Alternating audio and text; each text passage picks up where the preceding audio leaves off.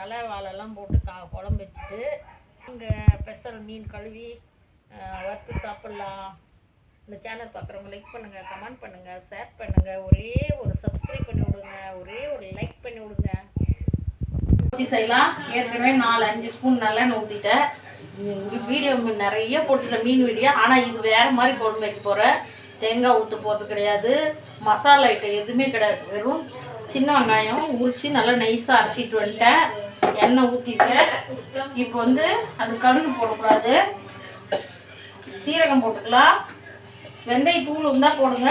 2 வெந்தயம் போட்டுக்கிறேன் நான். சும்மா ஒரு 4 வெந்தயம் குட்டி குட்டியாக போட்டுக்கோங்க, இன்னும் அடி பிடிக்காது. கல் 1 ஸ்பூன் மட்டும் போட்டுக்கலாம். பாருங்கள், வெங்காயம் நல்லா நெய்ஸாக அரைச்சிக்கணும். இதே வதங்கட்டும். 5 தக்காளி அரைச்சிட்டு வந்துடலாம் நைஸாக. சரி, ஓரளவு பெரிய பெரிய தக்காளி 5 தக்காளி நல்லா நைஸாக அரைச்சி இது வதங்கின பின்னாடி அதை ஊற்றி கலரலாம். இருந்தாலும் இது ரொம்ப சிம்பிளாக, ரொம்ப டேஸ்ட்டாக, உடனே எங்கேயாவது வெளியில் போயிட்டு வந்து எடுத்துகிட்டு வந்தால் கூட உடனே செய்கிற மாதிரி. அதனால் உங்களுக்கு ஒரு வீடியோ போடலான்னு போடுறேன். டேஸ்ட்டு நல்ல உடம்புக்கு சத்து, ஜீரண சக்தி. வேறு கருவேப்பிலை போட்டுட்டு இந்த குச்சி அப்படியே வச்சுக்கணும். எல்லாம் வதக்கிட்டு தக்காளி எல்லாம் அதுக்கப்புறம் அதை உடச்சி போட்டுக்கணும். புளி ஊற்றணும் பின்னாடி. டேஸ்ட்டும் நல்லாயிருக்கும், உடம்புக்கும் நல்லா சத்து. இதே மீன் பாருங்கள், இது மாதிரி நான் ஒரு 5 மீன் ஒரு ஃபேமிலிக்கு போட்டால் ஆள் பொண்ணு சாப்பிட்டுக்கலாம். இப்போ தக்காளி நைஸாக அரைச்சிட்டு வந்துட்டேன். இதை ஊற்றிக்கலாம். ரொம்ப ஈஸியான குழம்பு, ரொம்ப டேஸ்ட்டாக இருக்கும். எந்த மசாலும் இதில் போட போகிறதில்ல. இந்த பச்சை வாசனை போகிற அளவுக்கு தக்காளி வதங்கின பின்னாடி பாருங்க, நல்லா தக்காளி நல்ல கலர் மாதிரி எண்ணெய் திரண்டு வந்துருச்சு. இப்போ 1 ஸ்பூன், குட்டி ஸ்பூனில் 1 ஸ்பூன் மஞ்சள் தூள் போட்டுக்கலாம். எல்லாம் நாளைக்கு இந்த மீன் குழம்புலாம் கொஞ்சம் ஒரு 2 ஸ்பூன் உப்பு போட்டுக்கலாம். ஏன்னா ஏற்கனவே மசாலா போட்டுருக்கேன். இதுலேயும் 1 ஸ்பூன் போட்டேன், கொஞ்சமாக போட்டுக்கலாம். ஒரு 1.5 ஸ்பூன் போட்டுக்கிறேன். வெறும் மிளகாத்தூள், எதுவுமே அதோட பண்ணக்கூடாது. வெறும் மிளகாத்தூள் குழந்தைங்கலாம் சாப்பிட்றதுனால நான் 2 ஸ்பூன் போடுறேன்.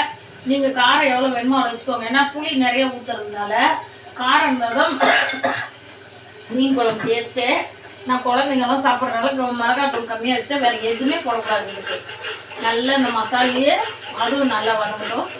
மிளகாத்தூள் மஞ்சள் தூள் எல்லாம் இவ்வளோ பெருசு ஒரு 5 பேர் சாப்பிட்ற மாதிரி ஒரு வேளை மட்டும் நாளைக்கு மதியத்துக்கு வச்சுருவேன். இப்போ நைட்டு செஞ்சுட்ருக்கேன்.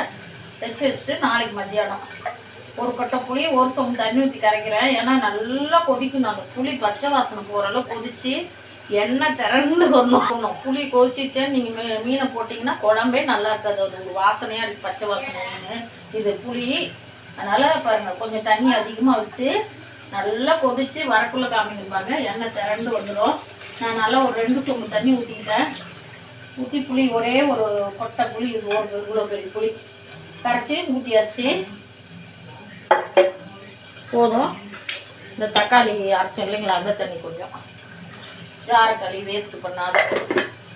இப்போது எல்லாம் போட்டாச்சு. வெறும் மிளகாத்தூள் மஞ்சள் தூள் மட்டும், புளி தக்காளி சின்ன வெங்காயம், அவ்வளோதான். நல்லா கொதிச்சு வரட்டும்.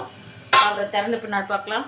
இந்த புளி ஊற்றி வச்சுட்டோம். ஒரு 10 நிமிஷம் கொதிக்குது. நல்லா பாருங்கள் திரண்டு வந்துச்சு புளி. அப்படியே எண்ணெய் எல்லாம் திரண்டு வந்துச்சு.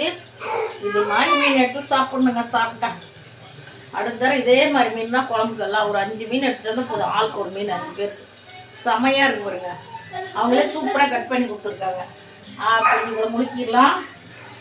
ஒரு மீன் சாப்பிட்டாலும் போதுங்க. வால் பாருங்க, தலை 2 மீன் ஆட்டுறது, பெரிய தலை. இந்த தலை மட்டும் அவ்வளோ டேஸ்ட்டாக இருக்கும். இந்த பொரிக்கிற மீன் இந்த பீஸ் எல்லாமே டேஸ்ட் இருக்காது. இந்த தலை தான் அவ்வளோ டேஸ்ட்டு. வெந்த விட்டு கொத்தமல்லி தலை தூவி இறக்கி வச்சிட வேண்டியதான். சிம்பிளான குழம்பு, டேஸ்டான குழம்பு. வேகட்டும், கொஞ்சம் நேரம் வேகட்டும். ஒரு 5 நிமிஷம் வேகட்டும் போதும். மீன் தலையெல்லாம் போட்டு 10 நிமிஷம் ஆயிடுச்சு. குழம்பு ரெடி ஆகிருக்கும். ஸ்லோவில் தான் வச்சுருக்கேன். சூப்பராக ரெடி ஆகிடுச்சுப்பாங்க மீன் குழம்பு. சிம்பிளாக விட்டேன். ஒரு 10 நிமிஷத்தில் இந்த குழம்பு டேஸ்ட்டாகவும் இருக்கும். உங்களுக்கு காரம் எவ்வளவோ, ஆனால் காரம் நல்லா போடணும். குட்டீஸுங்கெல்லாம் சாப்பிட்றாங்கன்னு காரம் கம்மியாக போட்டிருக்கேன். வெறும் மிளகாத்தூள் போடணும். புளி இதுக்கு இந்த குழம்புக்கு தேவையானதே சின்ன வெங்காயம், வெந்தயம், சீரகம் எண்ணெய் ஊற்றி சீரகம் போட்டு வெந்தயம் போட்டு கொஞ்சம் சும்மா ஒரே ஒரு 4 வெந்தயம் போட்டு சின்ன வெங்காயம் நல்லா நைஸாக அரைச்சி ஊற்றிட்டு தக்காளி ஒரு 5 தக்காளி அரைச்சி ஊற்றிட்டு நான் புளி கம்மியாக வச்சுக்கிட்டேன். அரைச்சி ஊற்றி நல்லா வதக்கி புளி ஒரு 2 சொம்பு தண்ணி ஊற்றி கரைச்சிட்டு எவ்வளோ பெரிய புளி கரைச்சி ஊற்றி நல்லா கொதிச்சிச்சு புளி பாருங்கள் எண்ணெய் திரண்டு வந்துச்சு. உடனே இந்த தலை வால் கால் எல்லாம் போட்டு வச்சாச்சு. இப்போ கொத்தமல்லி தலை தூவியாச்சு. கருவேப்பிலை போடுங்க. இறக்க போகல கொத்தமல்லி தலை போடுங்க. நான் சும்மா தலையெல்லாம் போட்டு ஒரு 2 பீஸ் போட்டேன் ஏன்னா குழந்தைங்க சாப்பிட்றதுக்கு. பாருங்கள் சூப்பராக. அப்பா அந்த மீன் ஐயோ அந்த மீன் எனக்கு ரொம்ப பிடிச்சிருக்கு. அது பார்க்கவே அழகாக இருக்குது. அது இங்கே பாருங்கள்.